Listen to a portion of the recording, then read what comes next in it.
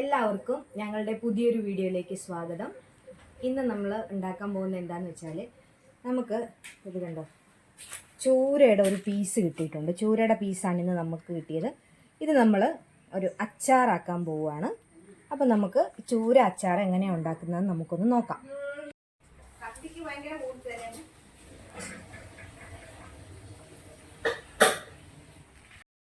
നമ്മൾ അച്ചാറിന് വേണ്ടിയിട്ട് ചൂര ഇതുപോലെ സ്ക്വയർ പീസാക്കി മുറിച്ചെടുത്തിട്ട് ഇനി ഇത് നമ്മൾക്ക് നന്നായിട്ട് കഴുകി വറുത്തെടുക്കണം. ഇതുപോലെ പീസാക്കി മുറിച്ചെടുക്കണം. ഇതുപോലെ സ്ക്വയർ പീസാക്കി മുറിച്ചെടുക്കണം. അങ്ങനെയുള്ള മീൻ നമ്മൾ കഴുകി എടുത്തിട്ടുണ്ട്. ഇനി നമുക്ക് അത് വറുക്കാനായിട്ടുള്ള മസാല റെഡിയാക്കാം. അതിലേക്ക് നമ്മളൊരു ചെറിയ സ്പൂണിന് ഒരു 4 സ്പൂണ് മുളക് പൊടി ഇടുവാണ്. അതുപോലെ തന്നെ അതിലേക്ക് 2 സ്പൂണ് മഞ്ഞൾപ്പൊടി ഇടുവാണ്. ഉപ്പും ആവശ്യത്തിനുള്ള ഉപ്പും കൂടി ചേർത്ത് കുറച്ച് വെളിച്ചെണ്ണയും കൂടി ഒഴിച്ച്, അതുപോലെ തന്നെ ഇതിലേക്ക് നമ്മൾ ഉലുവാപ്പൊടിയും കുരുമുളക് പൊടിയും കൂടി പൊടിച്ചെടുത്തതാണിത്. അതുകൂടി നമ്മൾ ഒരു 2 ചെറിയ, ഈ സ്പൂണിനാണ് 2 സ്പൂണ് ഞാൻ ചേർത്തിട്ടുണ്ട്. ഇനി ഇതിലേക്ക് നമ്മൾ വെളിച്ചെണ്ണയും കൂടി ഒഴിച്ച് ഇത് നന്നായിട്ട് നമ്മുടെ ഈ മീനിൽ മസാല തേച്ച് പിടിപ്പിക്കണം.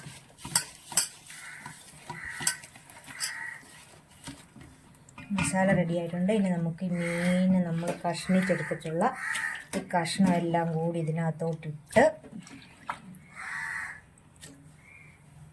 നമ്മളിത് നന്നായിട്ട് മസാല ഇതിലിങ്ങനെ പുരട്ടി വെക്കണം. നമ്മുടെ മീനിലെല്ലാം ഈ നമ്മുടെ ചേർത്ത മസാല പിടിക്കണം. ഇതൊരു 10 മിനിറ്റത്തേക്ക്, 10-20 മിനിറ്റത്തേക്ക് ഇനി ഒന്ന് അടച്ചു വെക്കാം. നമുക്കിത് മസാല ഇതുമേലെ ഒന്ന് പിടിക്കട്ടെ. കുറച്ച് വിനാഗിരിയോ നാരങ്ങ നീരോ കൂടി തിളയ്ക്കുന്നത് നല്ലതാണ്. ഞാനിപ്പം ചേർക്കുന്നില്ല. മസാല പുരട്ടി വെച്ചിട്ടുണ്ട്. നമ്മൾ ഉണ്ടോ, നല്ലവണ്ണം മസാല ചേർത്തു. ഇനി നമുക്കൊന്ന് റെസ്റ്റ് ചെയ്യാൻ വെക്കാം. മീൻ വറുക്കാൻ വേണ്ടിയിട്ട് നമ്മുടെ ഉരുളിയിലോട്ട് എണ്ണ ഒഴിക്കുകയാണ്.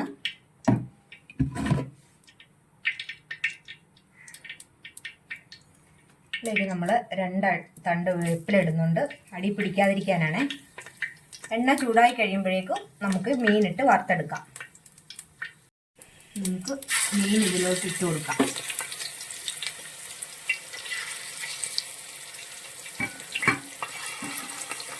മീൻ നന്നായിട്ട് നമ്മൾ മുരിച്ചെടുക്കണം. മീനിൽ വേണ്ട മസാലകളിന് ഇഞ്ചി, അതുപോലെ തന്നെ വെളുത്തുള്ളി പേസ്റ്റ് വേണ്ടവർക്ക് വേണമെങ്കിൽ വറുക്കാൻ നേരം അതിൻ്റെ ടേസ്റ്റ് ഇഷ്ടമായവർക്ക് അതുകൂടി ചേർത്ത് വേണമെങ്കിൽ വറുക്കുന്നത് ഒന്നും കൂടി നല്ല ടേസ്റ്റ് ആയിരിക്കും.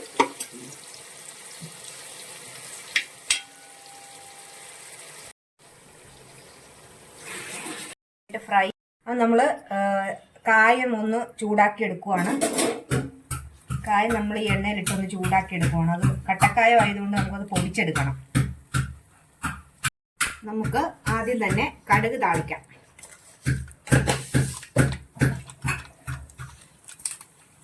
കടുക് നമ്മൾ ഇത് പൊട്ടിക്കഴിയുമ്പോഴേക്കും നമ്മൾ അതിലേക്ക് ഉണക്കമുളക് ചേർക്കുവാണ്. കടുക് പൊട്ടി നമ്മൾ ഉണക്കമുളക് ചേർത്തു. അതുപോലെ തന്നെ നമ്മൾ കറിവേപ്പില ചേർത്തു.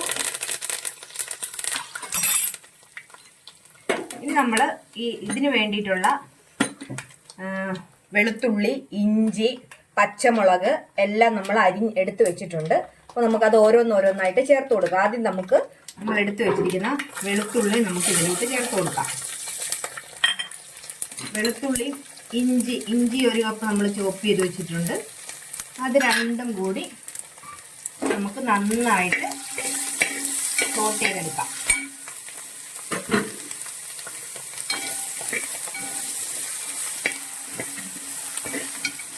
നല്ലവണ്ണം മൂക്കണത്.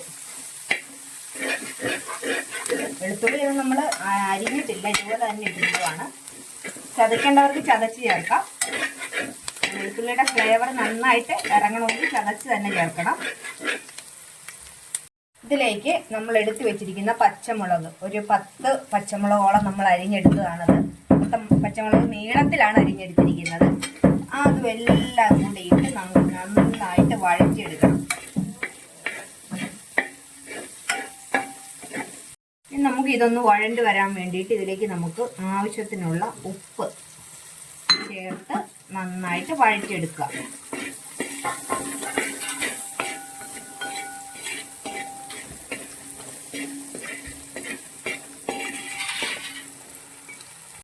ഇതിലേക്ക് ഒരു 2 സ്പൂണ് മഞ്ഞൾപ്പൊടി ചേർക്കുവാണ്.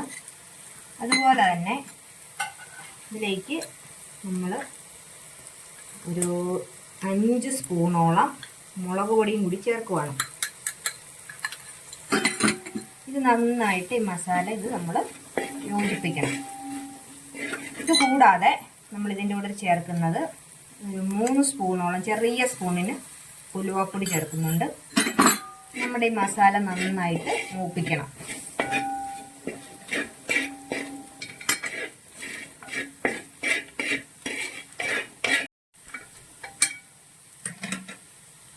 നല്ലവണ്ണം മസാല മൂപ്പിച്ചതിന് ശേഷം മാത്രമേ അടുത്ത ഇതിലേക്ക് നമ്മുടെ മസാല മൂക്കുന്നതിനനുസരിച്ചാണ് ഇതിൻ്റെ ടേസ്റ്റ് വരുന്നത്. വെളുത്തുള്ളി എല്ലാം നല്ലവണ്ണം മൂത്തതിന് ശേഷം മാത്രം ഇട്ടാൽ മതി. കുറച്ച് കറിവേപ്പിലയും കൂടെ ചേർത്തിട്ടുണ്ട്.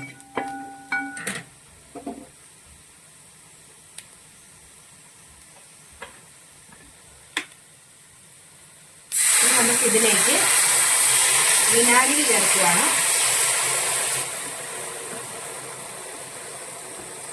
വിനാഗിരി ചേർത്ത് നന്നായിട്ട് ഇത് തിളപ്പിക്കണം.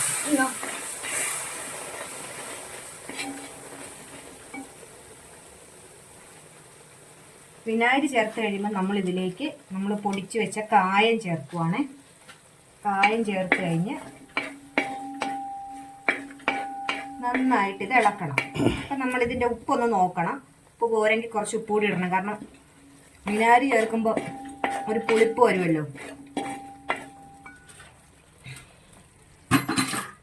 ഇനി ഇതിലേക്ക് നമ്മൾ വറുത്ത് വെച്ചിരിക്കുന്ന നമ്മുടെ മീനും കൂടി ചേർക്കണം. നന്നായിട്ട് ഈ മസാല ഈ മീനിൽ ഇങ്ങനെ പിടിക്കണം. നല്ലവണ്ണം ഇളക്കി കൊടുക്കണം. പിന്നെ ലാസ്റ്റ് മേമ്പൊടിയായിട്ട് നമ്മൾ ചേർക്കുന്നതെന്ന് വെച്ചാൽ നമ്മൾ കുരുമുളക് ആണ്. കുറച്ച് കുരുമുളക് പൊടിയും കൂടി തൂവി കഴിഞ്ഞാലുണ്ടല്ലോ നമ്മുടെ അച്ചാർ റെഡി ആയിട്ടുണ്ട്. നമ്മുടെ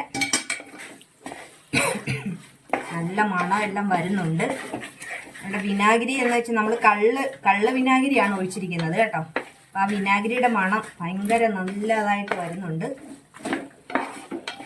ഇനി നമുക്ക് തീ ഇപ്പോൾ കുറച്ച് വെച്ചിരിക്കുമായിരുന്നു. തീ ഇനി കൂട്ടി വെച്ച് ഇതിനെ ഒന്ന് റോസ്റ്റ് ഒരു ജസ്റ്റ് ഒന്ന് ഇതിൻ്റെ ഒരു ആ വിനാഗിരി ഒന്ന് വിട്ട് വരണം.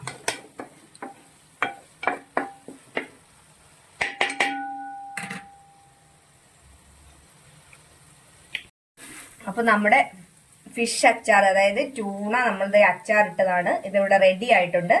അപ്പം എൻ്റെ ഈ ഫിഷ് അച്ചാറിൻ്റെ റെസിപ്പി നിങ്ങൾക്ക് എല്ലാവർക്കും ഇഷ്ടമായെങ്കിൽ ഞങ്ങളുടെ ചാനൽ സബ്സ്ക്രൈബ് ചെയ്യാനും അതുപോലെ തന്നെ ഒരു ലൈക്ക് തരാനും മറക്കല്ലേ.